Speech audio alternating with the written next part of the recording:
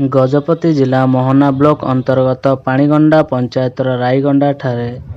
उत्तर भारत मंडली Cuttack diocese Gajapati pastorate union पक्षर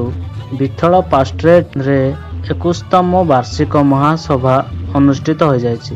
एही सभाटी 3 दिन धरी चलतिया बेले 22 तारिख दिन उद्यापन हो जायछि।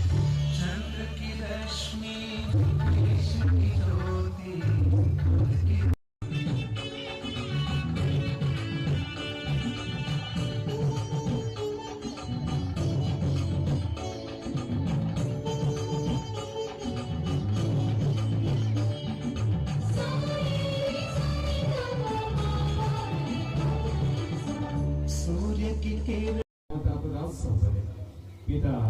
पुत्र पवित्रात्माଙ୍କ नामରେ 2025 ବର୍ଷର 21ତମ ବାର୍ଷିକ ମହାସଭା ପିତା କାଟି ଉନ୍ମୋଚନ କରି ପ୍ରତିଷ୍ଠା କରିଛି। ପ୍ରଭୁ ପ୍ରତ୍ୟେକଙ୍କୁ ଆଶୀର୍ବାଦ କରନ୍ତୁ। यीशु मसीह के 21ତମ वार्षिक महासभा के 21तम वार्षिक महासभा के 21तम वार्षिक महासभा के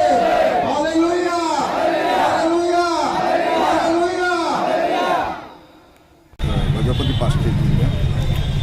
मुख्य उद्देश्य है कि प्रति वर्ष आमर ये सभा होता है कन्वेंशन आसी कन्वेंशन गजपति पास्ट्रेट यूनियन 8 गोटी जो पास्ट्रेट अच्छी समस्त मिलित हो स्थान में प्रति वर्ष आम सभा कर यार मूल प्रसंग है जे काल संपूर्ण बनते मन परिवर्तन अर्थात बाइबिल कहे जो काल संपूर्ण होगा अर्थात ईश्वर द्वितीय आगमन होगा जद्वारा कि निज निज आम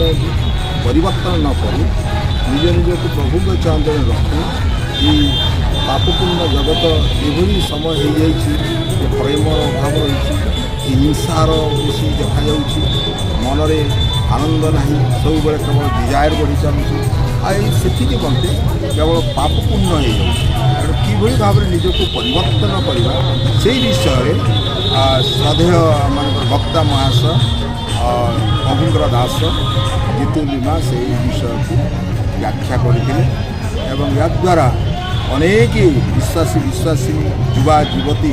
उपकृत होती से निज निज जीवन को आत्मसमीक्षा कर निज निज को किभली भाव में प्रभु चयन कर संपूर्ण समर्पण कर एक शांतपूर्ण जीवन काटिया पारे प्रभु रे जीवन काटिया पारे से समस्ते प्राय 10,000 विश्वासी विश्वासिनी माने युवा युवती माने समस्ते एकत्रित हो ओथ नहीं यार मुख्य उद्देश्य।